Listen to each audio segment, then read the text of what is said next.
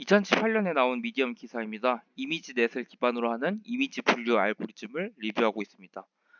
이미지넷 챌린지라고 함은 시각적 객체 인식 소프트웨어 연구에 사용되도록 설계된 대규모 시각적 데이터베이스를 의미합니다. 1,400만 개 이상의 이미지에 어떤 물체가 그려져 있는지 나타내기 위해 일일이 손으로 주석을 달았다고 하네요. 최소 100만 개의 이미지에서 바운딩 박스 또한 제공된다고 합니다. 2만 개 이상의 범주가 포함되어 있으며 풍선, 딸기 같은 일반적인 범주는 수백 개의 이미지로 구성되어 있습니다. 알렉스넷입니다. 2012년에 나왔고 얀 르쿤 선생님의 CNN 모델 1998년 논문에 영감을 받아서 만들어지게 된 최초의 딥러닝 모델입니다.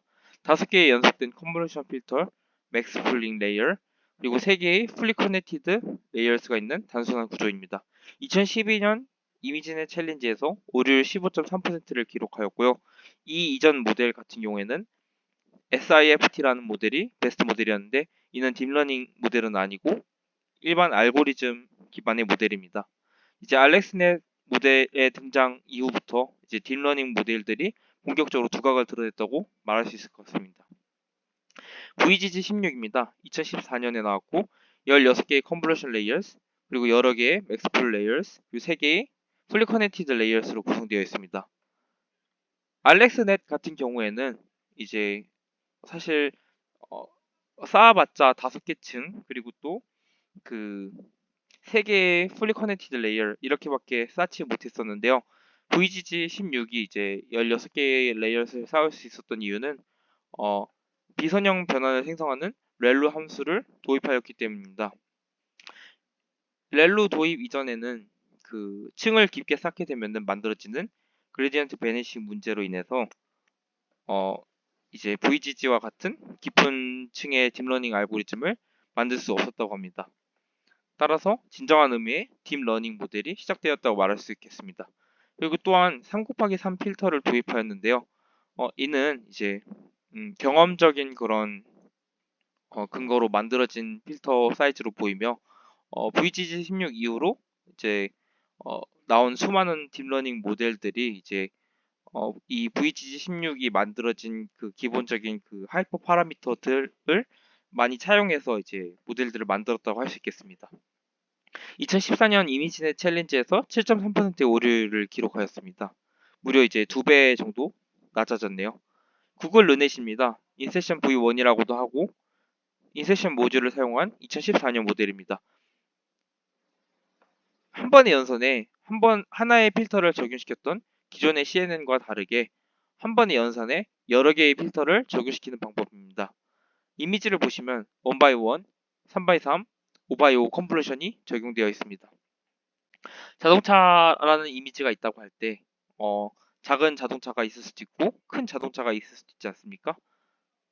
이때 이제 작은 자동차 같은 경우에는 1x1 컨볼루션 필터 가지고도 충분히 이제 전체 자동차의 크기를 볼 수 있다고 해도 이제 큰 자동차의 경우에는 1x1 가지고는 이제 다 못 볼 수 있는 그런 상황이 생기잖아요. 따라서 이런 상황들을 생각했을 때 이제 여러 개의 컨볼루션 필터를 한 번에 적용시키면 더 효율적인 결과가 나오지 않을까가 이제 이 모델의 아이디어라고 할 수 있겠습니다. 9개의 인셉션 모듈을 포함하여 22개 층으로 구성하였고요. 보시면 파란색 상자가 연산층입니다. 각 모듈은 1 곱하기 1, 3 곱하기 3, 5 곱하기 5 컨볼루션 레이어와 3 곱하기 3 맥스풀링 레이어로 구성되어 있습니다. 2014년 이미지넷 챌린지에서 6.7%의 오류를 기록하였습니다. 눈여겨볼 만한 점은 VGG16보다 낮은 오류를 기록하였음에도 불구하고 낮은 용량을 차지한다는 점입니다. 마지막에 그 FC, 그러니까 풀리 커넥티드 레이어 대신에 그 글로벌 에버리지 풀링을 사용하였는데요.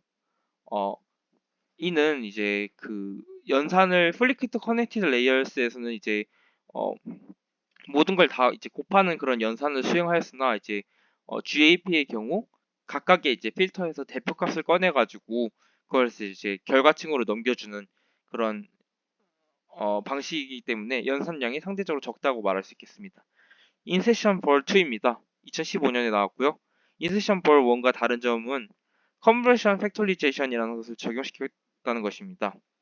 가령 5 곱하기 5 컨볼루션을 적용한 대신 1 곱하기 5 컨볼루션을 적용시킨 다음에 5 곱하기 1을 적용시키면은 매개 변수의 개수는 확 주는데 반해 결과가 비슷할 수도 있겠다라는 이제 그런 아이디어로 나온 모델이고요. 그리고 그 밖의 점으로 그리드를 줄였다고 합니다. 그래서 이는 가령 이제 컨버전 레이어를 진행한 후에 풀링 연산을 하면은 연산량이 이제 많다라는 이제 단점이 있을 수 있고 풀링을 진행한 다음에 컨볼루션 연산을 하면은 정보 손실이 발생한다는 그런 단점이 발생할 수 있습니다. 따라서 이를 병렬로 한꺼번에 처리하는 건 어떨까라는 게 이제 그리드 줄이기에 대한 아이디어라고 합니다. 2012년 이미지넷 챌린지에서 5.6%의 오류를 기록하였습니다. 레슨넷입니다. 2015년에 나왔고 residual learning이라는 이제 방식을 차용하였는데요. 이는 보시면 이제 원래 기존의 이제 CNN 모델 같은 경우에는 인풋 값을 넣고 연산, 렐루, 연산, 렐루라는 방식이었다고 한다면은 residual learning 같은 경우에는 이제 이 x 값을 이제 따로 이 두 개의 레이어 이후에 이제 연산에다가 똑같은 인풋 값으로 보내가지고 하는 연산입니다. 보시면은 이제 별도의 뭔가 추가된 연산 없이 이제 인풋 x 값을 그냥 그대로 넣기만 했기 때문에 연산량이 이제 증가하지 않았고요. 근데 이렇게 해서 이제 얻는 결론은 뭐냐면은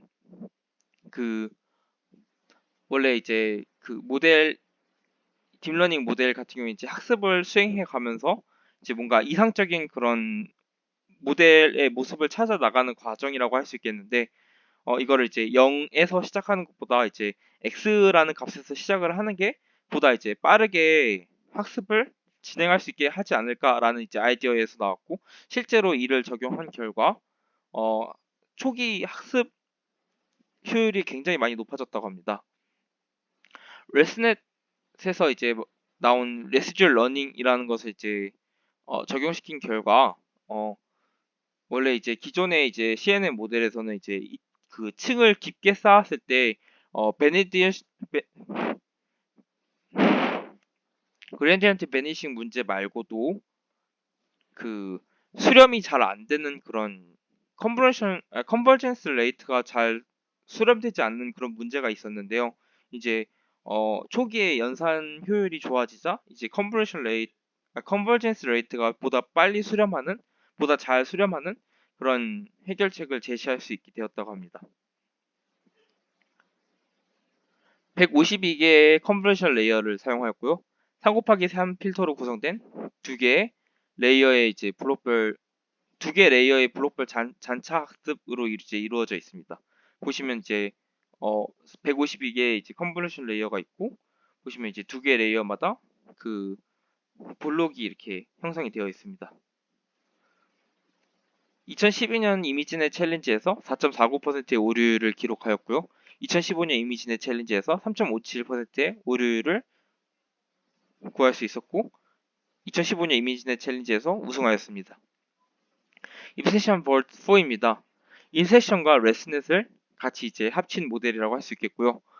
이제 인셉션 모듈을 만든 이제 구글 연구원들이 레스넷 모델이 그렇게 잘 돼? 그럼 우리 거에다가도 레스넷을 적용시켜 볼까? 해가지고 만들어지게 된 모델이라고 합니다.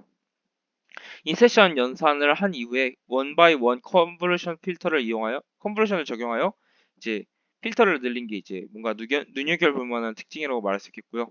실제로 이제 해본 결과 수렴의 속도가 빨라졌고 다만 이제 정확도의 개선이 의미 있게 상승하지는 않았다고 합니다.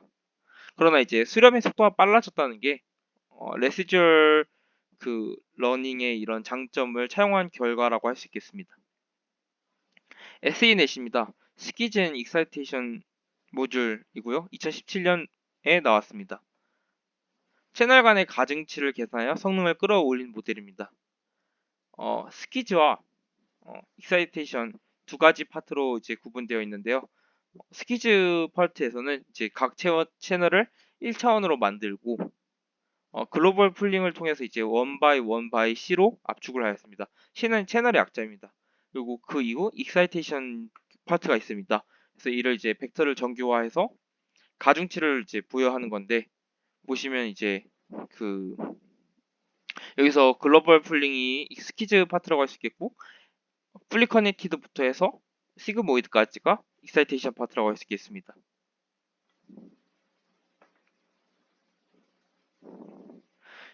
아이디어는 이제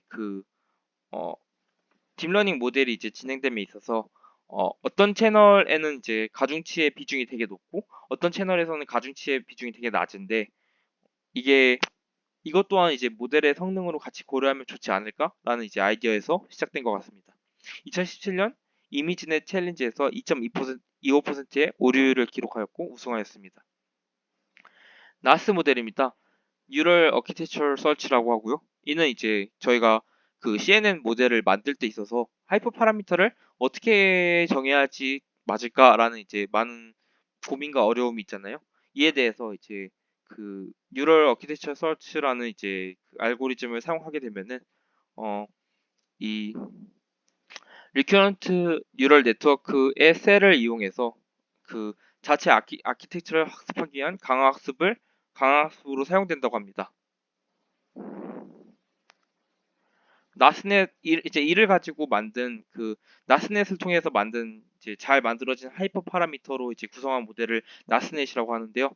이를 이제 가지고 학습한 결과 이미지넷 2012년 챌린지에서 3.8%를 달성하였고 상위 5에 상위 5개의 이제 오차율 안에 들어갔다고 합니다. PNAS입니다. Progressive Neural Architecture Search이고 2017년에 나왔습니다. 사용 가능한 함수와 조합 연산자 수가 감소하였고 강화 학습 부분을 제거하였습니다. 이제 강화 학습을 하게 되면 이제 필연적으로 뭔가 GPU보다는 이제 CPU의 기능을 더 활용할 수밖에 없는데 이 부분을 이제 가감히 제거함으로써 이거를 이제 그 뭔가 병렬 알고리즘 이런 걸로 대체하고 대신 이제 훈련 시간 5배로 줄었지만 나스넷 모델과 동일한 성능을 달성하였다는 점에서 의의를 갖습니다.